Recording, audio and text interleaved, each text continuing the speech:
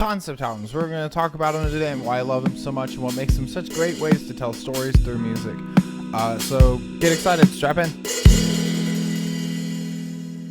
So for the purposes of this video, I'm defining a concept album as any album with a larger thematic resonance than any of the individual tracks do on their own.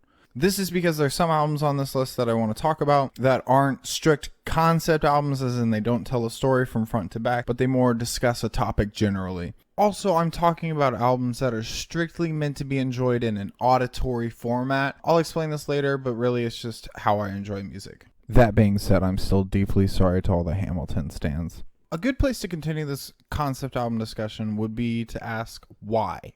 Why make a concept album instead of just having a regular album? I think that concept albums are a good way to discuss bigger topics that wouldn't be as easily discussed using just one song on an album. They are able to flesh out ideas in a way that a single song or even a set of songs that don't follow a particular order wouldn't be able to do as well. In essence, I think that concept albums are really good at discussing complicated, uncomfortable, and even scary topics that wouldn't have been discussed thoroughly enough or experienced thoroughly enough had they not been put through the language of music. They're even able to discuss things that maybe you wouldn't even want to have a conversation about. So I think an important place to go from there is, how do we criticize a concept album?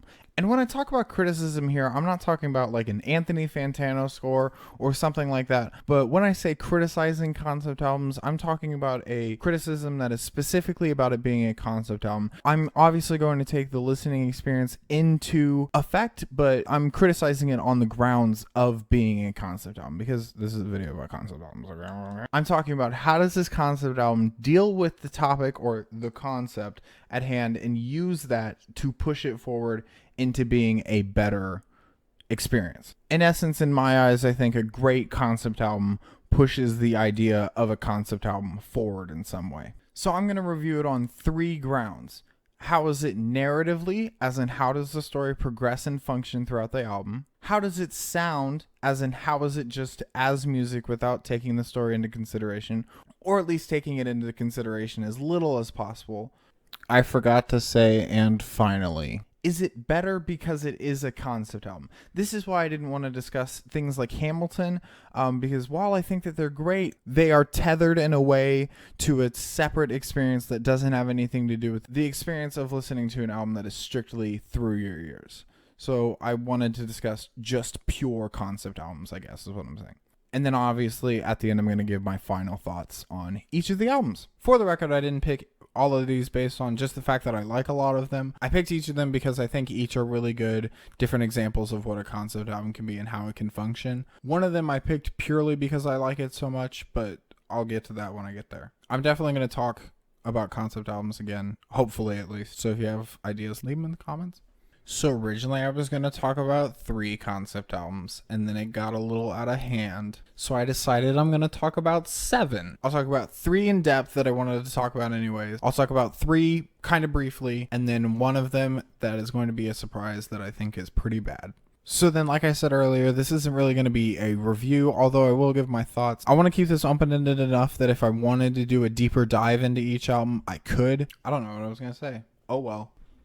So after some careful deliberation, I've decided that the 3 albums that I'm going to talk about in depth are To Pimp a Butterfly by Kendrick Lamar, The Black Parade by My Chemical Romance, and Splendor and Misery by Clipping. And then the 3 albums that I'm going to talk about considerably less in depth are going to be Lemonade by Beyonce, American Idiot by Green Day, and even though I'm not sure if it's a concept album, Bambi by Hippocampus. And then one surprise album that's the bad one.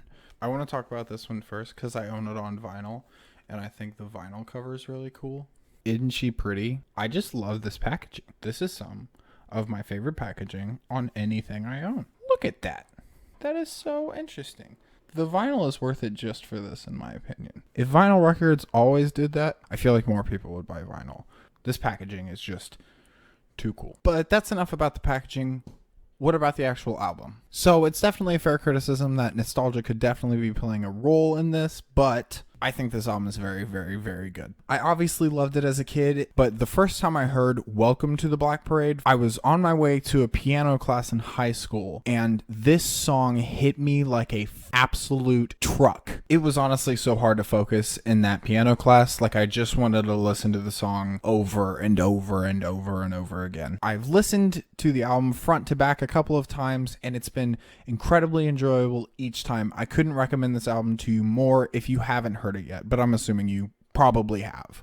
As for the story on this album is about a cancer patient who finds out he's dying. In the first track, The End, the patient, as he's called in the album, dies. I think the rest of the album is about him coming to terms with death and thinking about his memories from his life. I think this album, at its core, is about something very human. Taking your regrets or the bad things that have happened to you, but moving on regardless. We see a minor example of this in The Sharpest Lives. The Sharpest Lives is about coming home from a night full of regrets, but talks about, in a way, moving on from it. If I crash on the couch, can I sleep in my clothes? I spent the night dancing, I'm drunk, I suppose. This song paints a picture of a person who has just spent a night regretting every decision he made that night, and is now trying to pick up the pieces and move forward, which is a microcosm for what I think the album is about. Side note, I know the album's literally about death, but I think they're using that as a vessel to show another message about taking your regrets and your struggles and moving forward. Which is why, even though the album is about death, one of the final lines we hear is, "I am not afraid to keep on living." So for the story, I'm going to give it an 8. I'm docking a couple of points because I feel like the story isn't as linear as it could have been, and I might have preferred that a little bit. And I'm also docking a little points because I don't think Teenager adds much to the overall narrative. As far as the listening experience goes, I talked about this earlier, but I really love this album. I really love listening to it. It's fantastically enjoyable. I'm giving the listening experience a 9+, which for the record isn't a 9+ like you would get a B+. It's more a 9+ in the fact that I could give it a 10, but I'm not sure if it's really stood that test. And then as a whole, I'm going to give the album, again, a 9+, because again, I think it's fantastically enjoyable and the story is fantastic, even if Teenager was a little bit of a misstep, I feel. I still like the song Teenager, I just don't feel like it added much to the album itself. So The Black Parade, I feel, is a very good example of an album that really uses the fact that it's a concept album to its advantage, but doesn't exist purely as a concept album, at least in my opinion. This next album that I picked, I love a lot. It almost doesn't exist as an album that you can throw on shuffle. I love this album so much. It's Splendor and Misery by Clipping. This was 100% the album that I picked purely because I like it. I think this album doesn't get as much attention as it deserves, and a lot of the people that I've talked to about it don't really know that it exists. That being said, this album is fantastically enjoyable, but also discusses some things that can make it a difficult listen, I'm sure, for some people. So if you aren't comfortable with any of the topics that I'm going to be listing right here, then I would recommend that you steer clear of this part of the video. This album takes place in the future, in space, on a cargo ship that is transporting slaves. There's a slave uprising on the ship, and our main character, passenger 2331, is the only remaining survivor. The ship's AI that was intended to navigate the ship has fallen in love with passenger 2331. The rest of the album is about passenger 2331 having conversations with the AI, rapping to the music that he found on the computer's motherboard, and trying to pass the time. I'm simplifying this album a lot because it is really dense, and it would be difficult for me to go over it in a simple video. This album ends on a bit of an inconclusive note, with passenger 2331 not having yet found a place to live. So he's stuck on the ship, perusing through space, with the AI and music. So getting to the core of why I like this album so much, it discusses really, really human topics through the lens of sci-fi and music. Throughout this story, we see that passenger 2331 has lost everything. He's lost every person he's ever known or had contact with. He's lost his identity. He's lost his home world. And the only thing he has left is music.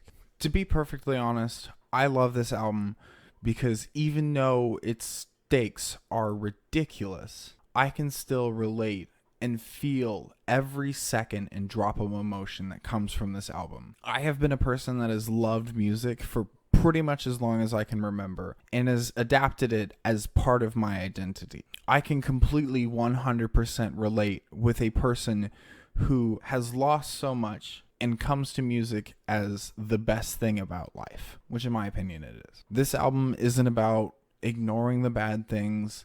This album isn't about only paying attention to the good things. It's about music being so great that even in the deepest, darkest depths of space, with no one around and nothing to do, music can still be great. I think a quote from Doctor Who, even though I'm not a big fan of Doctor Who, really sums up this album for me in a way, I guess. Life is a series of good things and bad things. The good things don't erase the bad things, but the bad things don't erase the good things. And if there's anything that Splendor and Misery does, even with its title, is show us that there can be both good and bad things in every situation. Holy, if I'm being completely honest, this album hit me the first time I listened to it on a level that I didn't think was going to happen. I thought I was going to go into this album and it was just going to be like a regular concept album and I was going to be like, wow, this story's crazy. And then it really affected me in a way that I think has stuck with me. I've kind of adapted this album as part of myself and I just think it's fantastic. I want to address some of the criticisms on this album and say that I think that a lot of them are really fair and I think a lot of them make a lot of sense. If I could even come close to agreeing with one of them, I do think that the album gets a bit samey near the end and a lot of the electronic noises in the background can get a bit overbearing. Not enough for me to even dock points, honestly, from the album, but I can understand why somebody would have that criticism. But for me, this album just hit me so much and rises itself to an extra echelon of creativity that I feel like it's well deserving of the praise that I gave it. I highly recommend you listening to it if you haven't yet. I want so badly to give this album a 10, but I feel like giving a 10 this early on is kind of a bit trigger happy. So for that reason, I'm going to be giving the story a 10. And I'm going to be giving the listening experience a 9++. With my overall score getting a 9++. That being said, I'm going to make this video a two-parter so I can start the next video's discussion with To Pimp a Butterfly, talk about the 3 albums that I mentioned earlier, the one that I'm keeping a secret, and then have the final discussion at the end. Thanks for watching.